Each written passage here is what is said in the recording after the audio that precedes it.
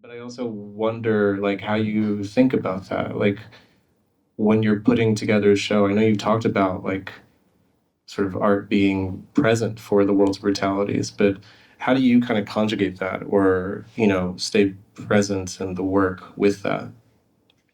And it's not even saying that you have to. It's like, it's not your responsibility to do so. It's more so like, I see glimmers and I see the way that you think about how things come together and how they kind of fall apart. Yeah, I have a lot of kind of epiphanies that sit in the studio, that come from the studio, that end up allowing for me to like think about the external world from the happenstances in the studio, like from like coordinated or like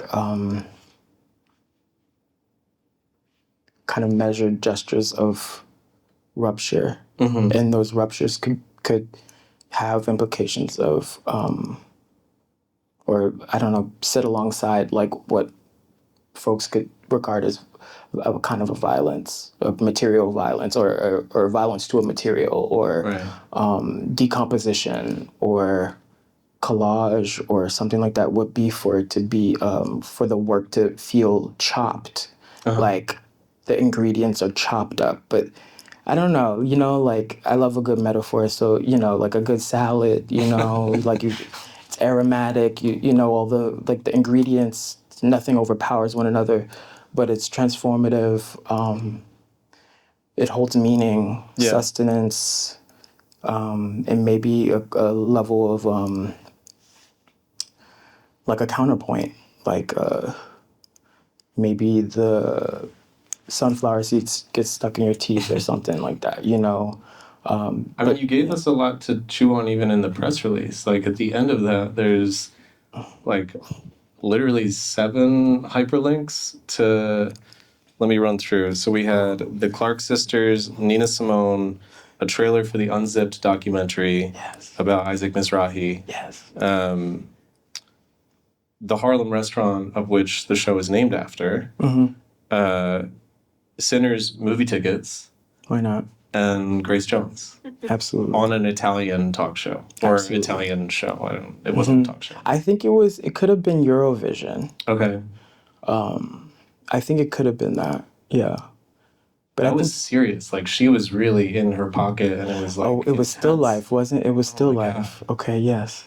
Because like it's intense. Because she almost is she's in drag in a way. Kind of. You know, like she's wearing this wig, and I was like, the wig is architecture, and the wig is like a hat. She's architecture. And then, well, yeah. I mean, she's probably in like Philip Tracy and. Issey Miyake and, all of those things. But the whole part about if you seeing the YouTube video or seeing the performance at the end is that, like, they pan out, the camera pans out, and she, like, leans back and someone, like, catches her as she falls and snatches her wig. Oh, my God. And then she, like, becomes this, like, doll, this, like, kind of copy of herself. This like quotidian, like, the things that she would process with Jean-Paul Goude and, all of those like images. And so she's always around. Like I always think about her. Like I think she's always like, she's an interesting marker where she's such a clarified aesthetic. Like she's a sound, she's a voice, and she also like possesses her own tension. There's incredible softness and vulnerability, but it's like she's also like a tank. For sure. And the thing is also these images are also ones that she's used herself. I don't know, I just think she's so she's kind of so dense, like that she will always be relevant. Yeah, there's an ownership over the image too. Yeah. Like there's a way in which she's self-representing and like, I don't know, it feels beautiful and antagonistic, but also like really generous. Right. Like to be both aggressive and generous at the same time isn't an easy thing to do. But I feel like for her embodiment to be like a Black woman who is beautifully angular and masculine and feminine at the same time, it's like it's a lot to have to deal with, and specifically that moment of like pop culture too. Yeah. She's an artwork. Yeah. She's her own artwork. There was an exhibition I did with in London, and I kind of couldn't stop thinking about Misa Hilton. I couldn't stop thinking about her. She's a stylist. She was a stylist for Little Kim, Right. Mary Okay. J. Blige. So she was a part of like this kind of bad boy regime, but she was a part of their visual representation. Like she chose to look. She's just she's an iconic stylist. Everybody takes notes from her in New York. Really? Yeah. It's so interesting because, like, I think you're the first artist that I've talked to that holds stylists in this regard. That, like, the grooming of an image, the understanding of like what it takes to put together a scene, an idea, a kind of a world building, essentially, that it's happening like completely behind the scenes, Yeah. and you're really picking out these people to be like, it's you've changed this whole scene. Yeah. But also, I mean, it's what we do. What we do as artists. It's like just asking questions. Like it's like, okay, what's in the byline? Who did this? Who's the architect? She called herself the architect. She did. Yeah, she like hashtag, and I respect that also. Like there was an awareness and a renewed like kind of like understanding of her importance as these looks became more prominent again. And well, the 90s in general as like a kind of like a nostalgic bygone era that we were there for. Right. So it also is like an interesting thing in thinking about that, like, who made the thing that like sits in your heart or that sits with you, that rests in your references, that that you connect with in such a way. Who made that? Obviously, I mean, that's what we do. That's research. It's just research. And then, so people don't It is, yeah. like, don't look at the production of the image as much as, there's a lot of romanticism around the designer, the fashion designer, and who made the garment. But you won't see the garment without seeing how it was put together, how it was aligned, the tension. Thinking about my good friend Haley Wolins, who has been working for a long time, and I think more recently she's done D Squared, she's done Mugler, she's done all of these important brands that end up being reconstituted, recomposed, and by this unseen hand. That's the thing. It's a level of research that is fascinating to me because I think everybody gets caught up in like the director, the designer, the people that even, like when you're a kid, you watch the movie, you like the movie. Yeah. Then there's the kid that finds out who the director is. Right. Then there's the kid who finds out who the producer is. Right. That's a different kid. That's a different kid. It is a different kid. But also sometimes it's meant to be that way. It's meant to be. It may be structured for folks to like be completely enamored with the superstar. It was designed that way. With the actress or the actor. Like it maybe is designed that way. But what made you know? No, I wanna see behind that. Because that's what I do. I mean, that's what I'm interested. I mean, I've been interested in that. Like the questioning wasn't enough. It was never enough. Like just like wanting, like thinking about Amanda Herlick. I mean, she's an incredible stylist who was a big part of the way that we experienced the early days of John Galliano.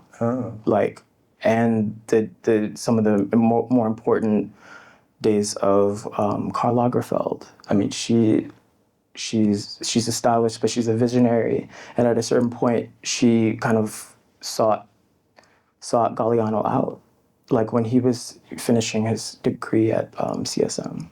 Oh, wow. So and there was like a premise that was going around between them. They were collaborators. Right. They are, and in this way that. So I like, there's something about the magic, the unseen magic in between these figures and something that some of the social qualities of this discourse between two people that end up generating meaning for so many in such a way. So what's the plural for you? Like, do you feel like there's similar relationships that you have in your practice? Like, of course, I know that you work with stylists, you work with designers, there's plenty of collaborative things that you've done. But, when I think about the kind of classic idea of like a painter, for instance, it's like you have a studio practice, you go to the studio, you work, and you come home. And like, that's potentially a very solitary thing. Right. I mean, and it's up to me, it's up to you as artists to like kind of be able to question that, to like reposition that. If that sometimes that works. The main collaborator at this point is like the curator, right? Like, so for this exhibition, I mean, shout out to everybody at Arts and Letters, and Jenny Jasky and Nick and Juan, and these are really important people in actualizing the exhibition. And it was through conversation and also acknowledging that everybody, they got eyes, and it matters, like, that we're all seeing. And I'm not afraid to ask what people are seeing in the room, and so, and it's not necessarily, sometimes people think that just means that I don't have vision myself. And that's stupid. It is, but but I think also with time, like, it's also a practice for me to see what I get from that, and ultimately, obviously, I'll make my own decisions about these things. But it's really, really, really important for me to be able to reflect from people who are familiar with the space that I'm working in currently. So, you're like, I'm scratching my head. I've been here all day. Like, why is this not working? Right. There's people who, have been up on the lift, on the cherry picker at the very top of the, and been able to see what the space looks like from all these different vantage points. The material that the walls are made from, like, are all significant aspects of architecture that many of us can take for granted. I've been lingering on this picture because you like that one? Well, it's because it's kind of the first thing that you really encounter when you walk into the space. Besides cartouche. If you didn't look up, cartouche is the first thing that you see. Yeah. Which is, I guess, a clothesline that it's two. It's two lines. It's two. In which there is a piece suspended from and kind of draping in the wind. Yeah. And it was a really cloudy, somewhat rainy day. And just seeing that kind of floating above, it does inaugurate like a kind of experience and what you're about to move into. And it feels, I don't know, your work, maybe more recently too, has felt like a collaged brushstroke. That the stroke itself, like, I think a lot of people might think of like the brushstroke as kind of a unit of expression. And what I really like about how you're using kind of the bolt of fabric is that it becomes both brushstroke as expressive entity, but also it kind of carries all the social weight of the ready-made as well. Yeah. And they happen simultaneously. And it's just this like kind of non-binary thing where you're not choosing between one or the other in particular moments. They just happen to exist at the same time. Right. And so you just see this like streak across the sky of a variety of fabrics, and you can feel what each of them kind of does to you without being able to place it. Yeah. It's a nice thing because then you walk in, and then this almost felt more like portraiture to me. Like there was something that felt more consolidative. Yeah. And then you kind of go into, I mean, these are all just like iPhone pictures that I took because pretty good. I was They look good. I was too late in asking arts and letters for pictures, so that's on me. But they're not bad pictures. But then you get into this like kind of diaphanous space, and it just completely opens up, and it's like, yeah, the whole space just has this air of levity, and like there's brushstrokes in the sky, and I don't know, it felt like a realm of possibility. I know I'm like waxing poetic a little bit, but I just really I really enjoyed the show. I appreciate it. This is one of those moments where like just seeing materials come together too. It was like such a, I don't know, such a nice moment to see like I took this picture too. That's why I was like, what the hell? When you sent it to me, I was like, oh, good. Because I was like, when we got the photos, like the document of the show, or I was talking to the photographer, I was like, get this. And I wanted that, like, that shape, that jagged shape where the, where the scarf enters the picture with the, and how it's held together, and like being able to see the other side of the room through that. yeah. It's framing, but it's also like kind of the implication of the transparency and opacity kind of playing.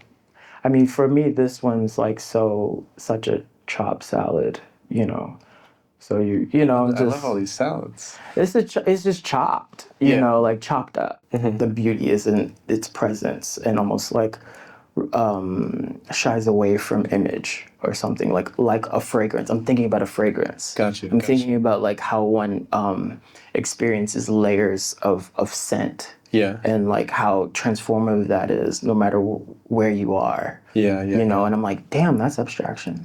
What title do you think of when you think of like the kind of perfume notes of the show?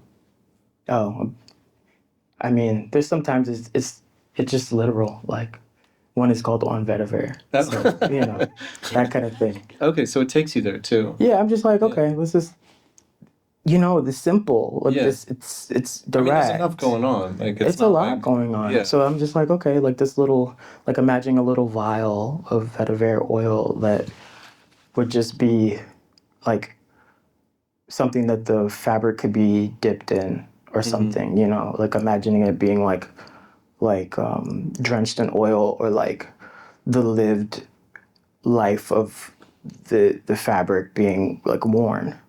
Yeah, like this presence of a body. It's interesting the way you're talking about visuality when it comes to like a scent, because it and you can correct me if I'm wrong, like if I'm misunderstanding something here, but the way you're talking about it, it sounds like you're able to imagine something without a picture, and that it's almost like a posture with no body, or there's something that gives like an evocation of presence, but it doesn't have to be like beep beep beep beep beep beep. Right. And like there's this fragrance, Portrait of a Lady, that like Right. I can, now I smell it everywhere. It's like getting everywhere. But like Definitely. there was a moment when it wasn't, and you could just pick it out of a room. Like you smell it as soon as I walk in, I'd be like, and I'd have a picture, but it didn't matter if it was the person or not, or if I like matched it up. It was something else. It was a different kind of picture. Right. I like that. I like the vetiver thing because it also is kind of just about a material. It's about like a plant or something. Right. It's like, yeah. And but it doesn't give itself away, and that, that doesn't tell you about what it does or what it can do, Or like, okay, the center figure is called Bod. I thought that was really funny. This Yeah, that one. And I was like, okay. But also like thinking about like Bod cologne, of course, but like but also just like a shorthand and thinking about the figure and just trying to, and getting there. And just so it can carry notions of the viewer. Yeah. And also like, yeah, I mean, there's a lot I could say that in terms of like that work in relationship to the armatures. I mean, the armatures are kind of new.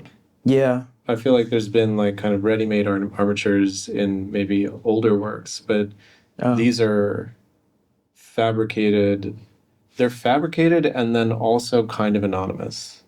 Like there's an anonymity to them to me where it's like it's almost like bureaucratic. It's like subway poles and there's like this kind of brushed anodyne aluminum, and it's a highly specific form. It's like cantilevered and counterbalanced, and it's like it's a lot of specific things, but then it's also like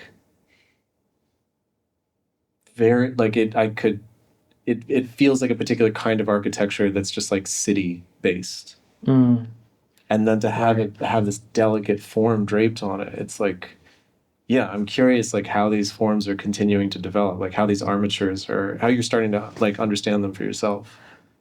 These were kind of made really thinking about the space, and in there the kind of variedness, like wanting there to be something that wanting a kind of almost figurative element that would lean on the wall. I like thinking about like a structural point that question, like maybe the sculpture could be holding up the wall, like a buttress or like some kind of like architectural element, like also the kind of premise of scaffolding, and just thinking about how scaffolding is used as a structure for support, well, in situ. Is there something in the title about like a cape in this one? Yeah. Yeah, I mean, this one, the title kind of, it's like a two-part title. There's like a truer before, and it's like slash cape.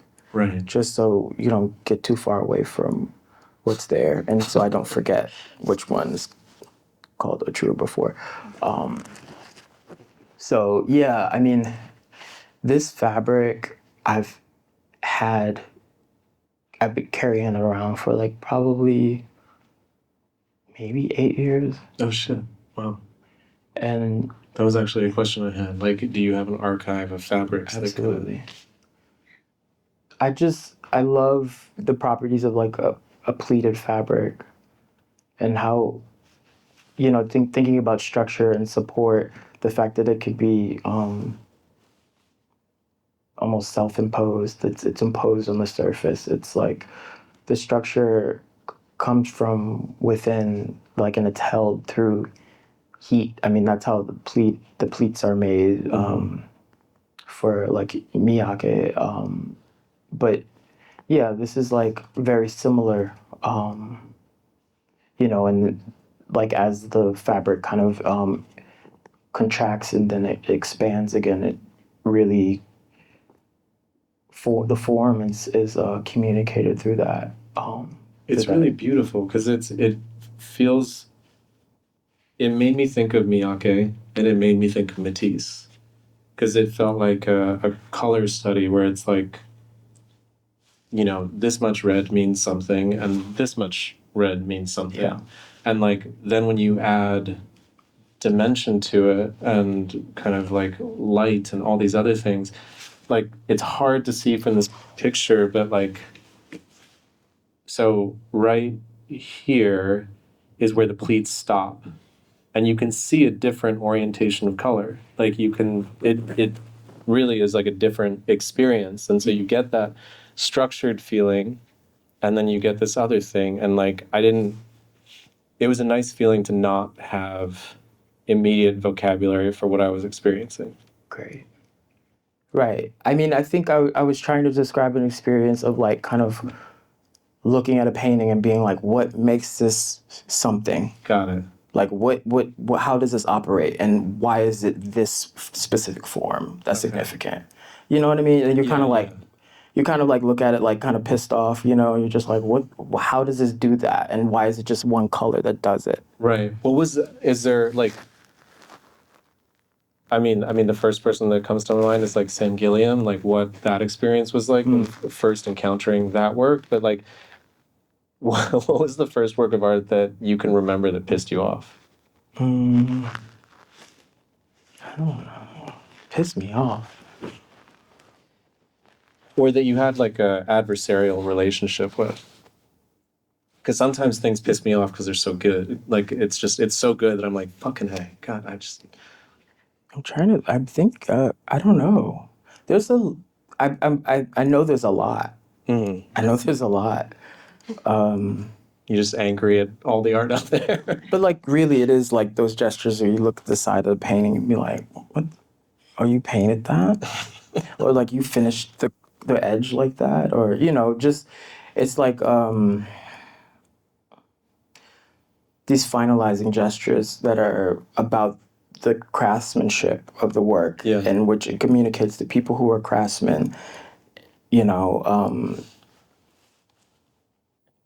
I can't think of anything that like really pissed me off right now. But it's good that you mentioned like that moment of like looking at the edge of a painting, because that to me, it's something that I think about with your work where like the line between craft and styling is completely blurred. So for instance, like if you're stretching Belgian linen and you're building up a surface and then you're applying oil medium, like we know what that surface looks like, feels like when it's done right, when it's not, when it's okay. Yeah. And the preciousness of like what that, when it really feels like luxury. Right. With your work, it's a different, there's almost like a slightly different motivation where like, that's why it's so cool to me that you can rattle off like the most important stylist to you, because to me it's like you understand that as a craft, you understand that as a world and how precise it needs to be. Yeah. And like to think about styling and craft in the same conversation is very interesting to me because I hadn't thought about it like that. Yeah. And then I was thinking about how we both grew up on the Style Channel. Right. That's true. That's true. That was a formative moment for me, like Style Channel and being able to see runway shows. Yeah. At a, in high school. Right. Was like, I don't know, it shifted.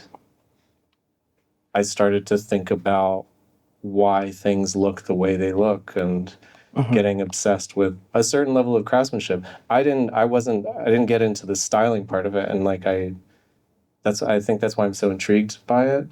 But like, I'm curious, like what that early experience, like you were around a lot of clothes, like your father had a clothing store, right? Yeah. He did. Cause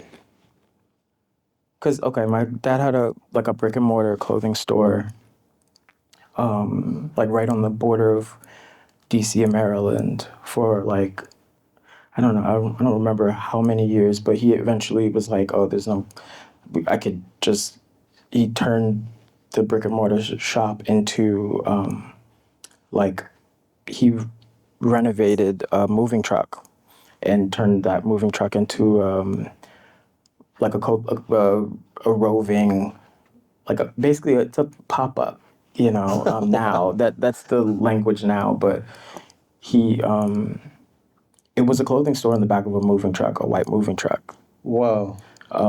So he like put wood paneling, very 90s wood paneling, and hangers and clothing racks and places where you could fold the jeans and put them in the drawers, and because sometimes you would hit a speed bump and the clothes would fall on the ground, and me and my brother would have to go back there and fix everything before the light turned green. Whoa. Or that was the thing.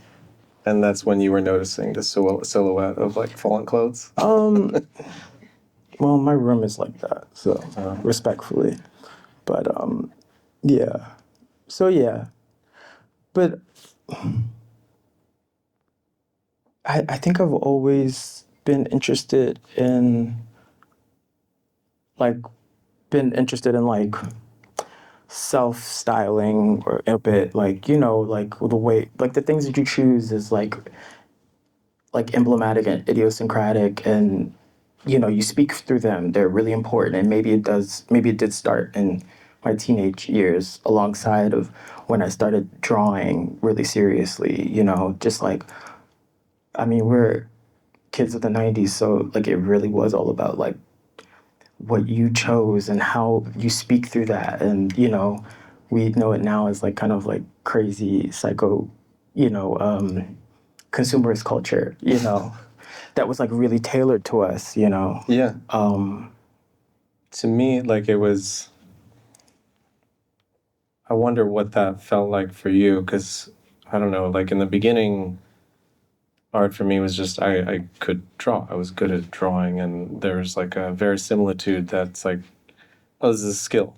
And then there was a moment that it opened up into a conversation that was like, oh, you can create things that like sort of embody and live an idea, and that it there was a different kind of gesture that happens there, and a different way that those things could live and challenge what already was. And I'm sort of curious, like, because clothing, styling, and then also like a real foundational understanding of like of drawing, painting, and so on. Like you went to art school, you went and got an MFA, you went to Yale, you did all those things, and you had this kind of like super foundation of like art. But then you didn't let go of like the ways in which the things that were kind of left out of that conversation. Yeah. And like, did that happen? Does that happen naturally? Does that happen like, do you have to recover things along the way? Were there things that you felt like you had to push out of your life and then bring it back? Or did it all just kind of keep moving with you? I think they were always together. I thought they were always important, and I didn't believe anybody that told me otherwise. I love that. You know, I felt like, I mean, fashion for me was like personal, and it was something that like invested time and interest. It was just like an interest of mine, and it still is. I'm like definitely an artist, and there's no carrot on a stick, you know, that could convince me to, you know, compromise that for. But your definition of an artist is like, it's far reaching. So like, I'm also thinking about art as the viewership of art.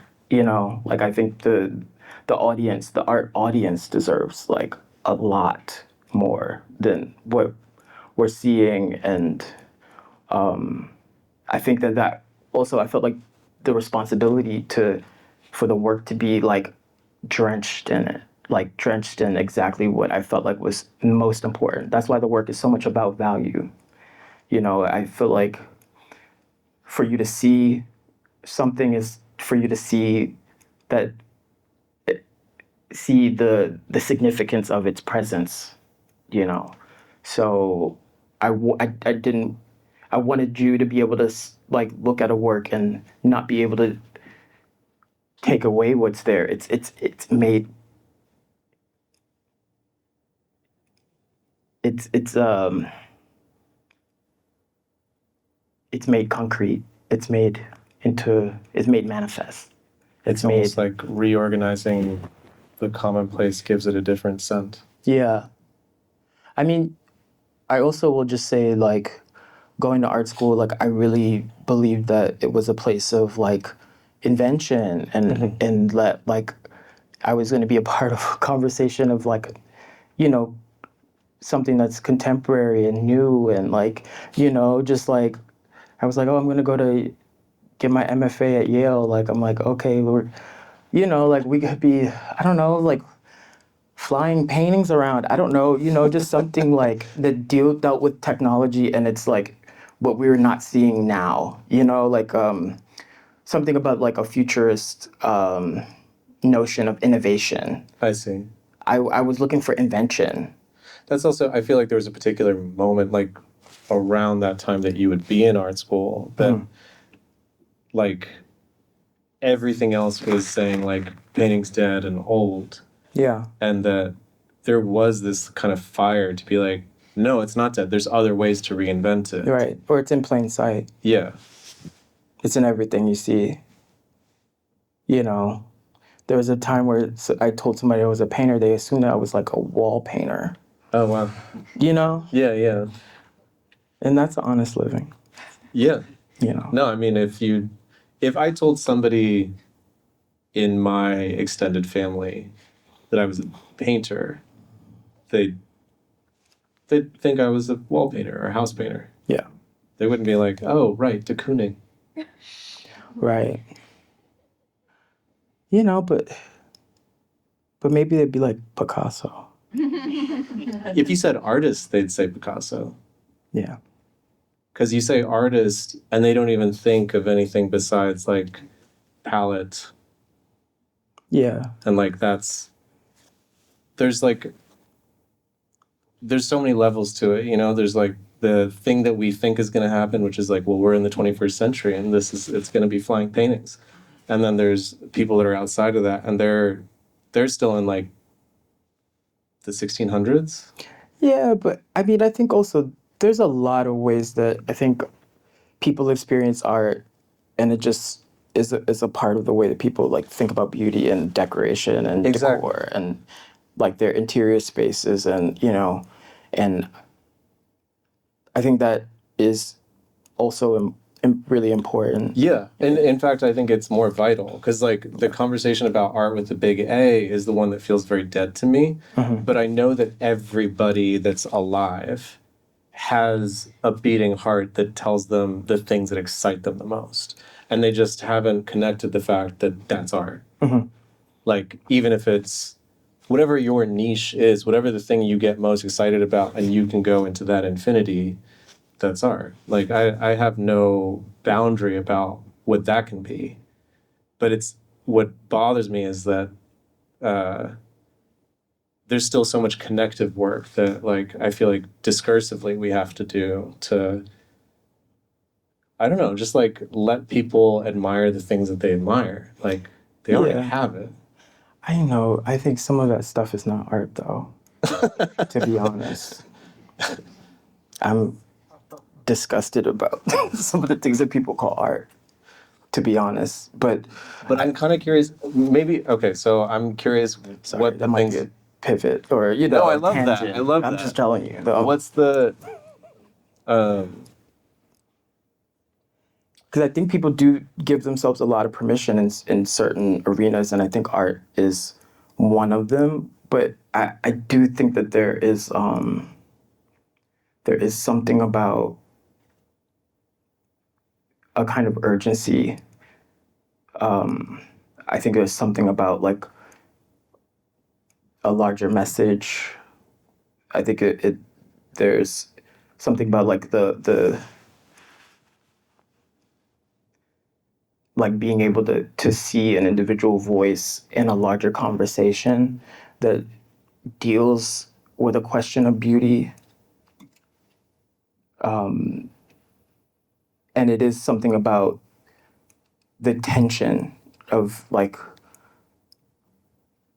contemporary reality, be that political, social, you know, cultural, you know, I think that there is something about like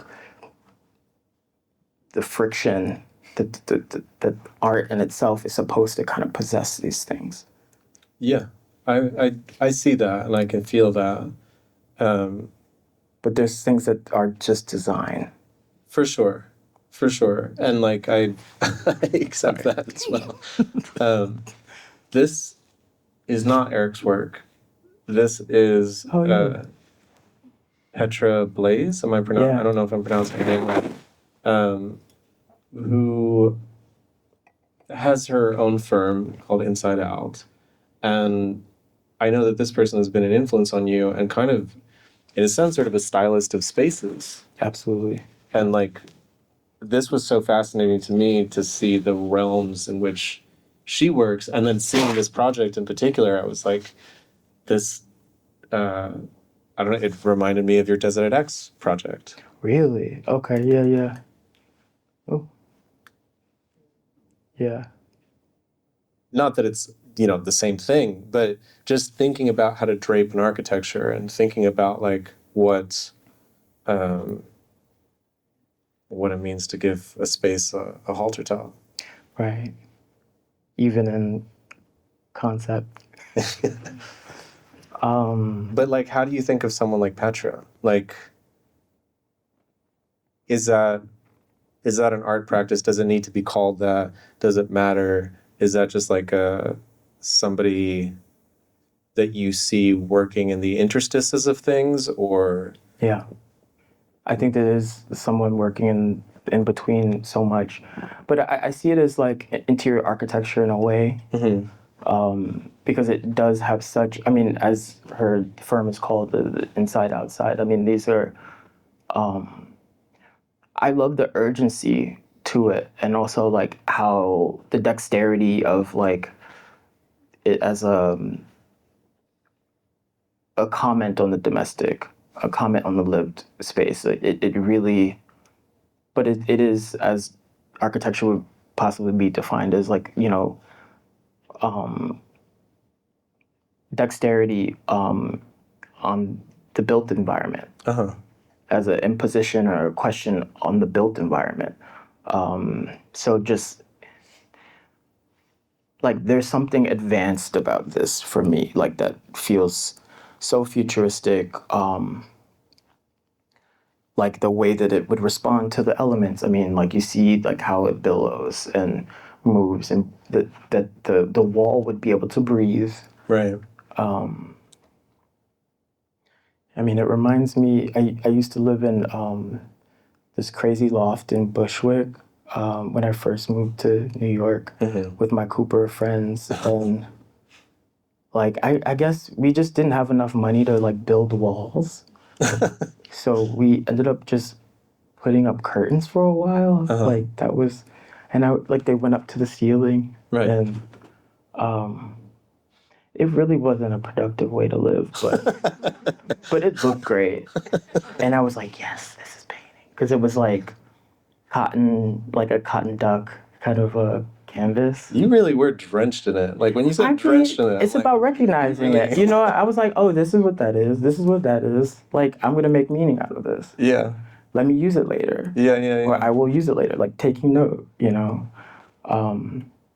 But also, you realize like we were just 19, so it was just, it's still kind of early in references in terms of like trying things out. Like that was a good thing about being in school. Like it's like, let's try out this like kind of way of living.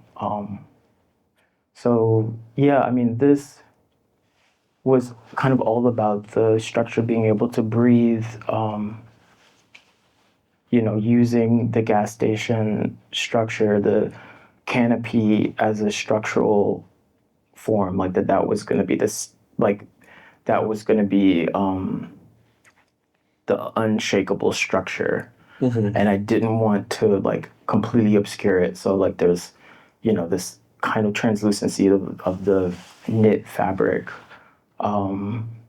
which is mostly made out of Missoni. Like any kind of pattern you would see on this is Missoni luxury fabric.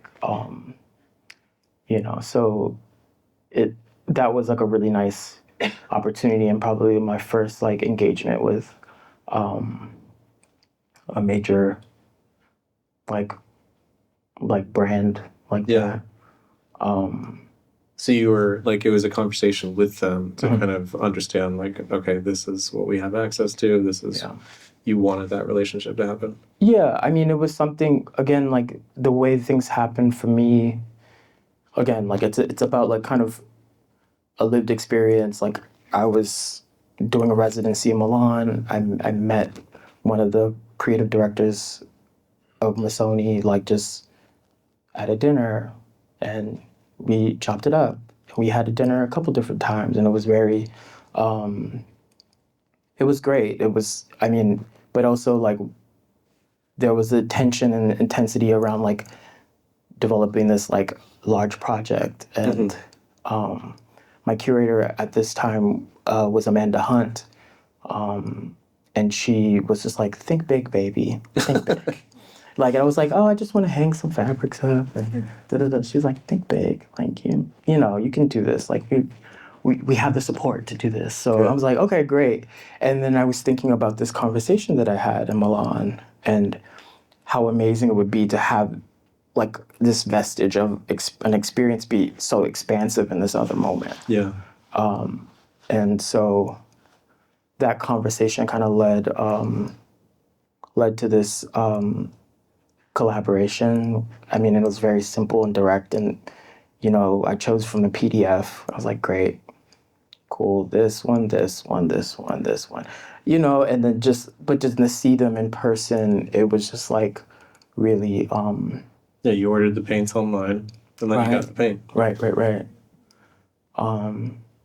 This was a lot of fabric, probably the most fabric I've ever seen at that time. But this was 2019. So I feel like there's this conversation around art that's like it needs to be purposeless, and I like in the ways that you install your work, and I feel like the ways that it kind of suggests so many different things, it almost feels like the opposite, where it's like an excess of purpose, and that maybe that's like the space in which art really starts to affect people, where there's the space of design that has a purpose and it's beautiful, and there's artistic merit to it. But I think maybe what pushes art into a different category is that it not only has those purposes, it has other ones and other ones and other ones. And as you get older, it has other ones. And as you move with it, it has other ones. Yeah. And it just keeps giving you new purposes. Yeah. That it's never purposeless. It's like an excess. Right. I mean, I'm thinking about more, I don't know, like the kind of nuance around it. Intention. Like there's intent. Yeah. There's intent. And again, there's aspects about beauty that kind of shift and develop through the experience of making, but its intent, like at least being a point where its presence can't be denied because its intent in being there. Do you know what I mean? Like its relationship to the support of this building. Like I was like, oh, I want it to feel like that the fabric needs it, so it's clinging to it. You know what I mean? And it ends up being compositionally reconstituted, and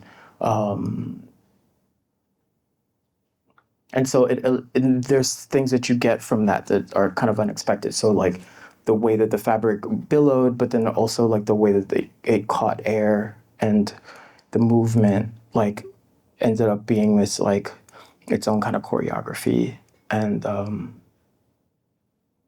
like the rope is the same kind of rope that I used at Uptown at Arts and Letters. Like it's like a canyon diving rope that I bought from REI, and it's like, I talked to this guy at REI and he was like, this is tough as steel. This is gonna just survive but it's not gonna survive a knife cut. So like it, just like one of those things is like, yeah, it's strong, it could hold our weight or whatever, but it's not indestructible. It's not indestructible, which is the way he sold it to me anyway. I just remember that. I'm like, this sounds like you want words with SMH. them. Yeah, SMH. Yeah, but if anything, I always sense a fragility in everything that you make. There's like every stitch, everything. Like that's the kind of funny thing about like super well tailored clothing. Like it falls on your body so beautifully, but like also you can break it real easily too. Like it's a very delicate, kind of beautiful, gorgeous thing. But it's like when I see the work, there's a precarity that feels like a social precarity. It feels like there's like clashing things coming together and holding just so, billowing just so, all of it's just so, and it could, if there's a little too much rain, it might not be there tomorrow. I mean, I think that's a part of the concept. I think there's some things about that acknowledges presence, right? Like there's like its intention in being there at that moment that you see it. I like to think about the fragility as subject. So there's I want that. I want people to be able to regard it as like a part of the meaning and the content of the work. Like, you know, thinking about like the definition of sculpture, like thinking about a dimensional object that has a condition. There's like a real world condition, and added like that could be like a social, like a or social political condition that this object goes under, and there's a part of that having fragility on top of that like is communicates in such a tense way, an interesting way, like an importance of care. You know, like that's when care comes in. For sure. That's when, you know, the importance of the architecture. That's when, you know, the curator. That's when the art handler. That's when all of these like points of consideration that are seen and unseen are intentional and needed. You know. I think we should stop there. Cool.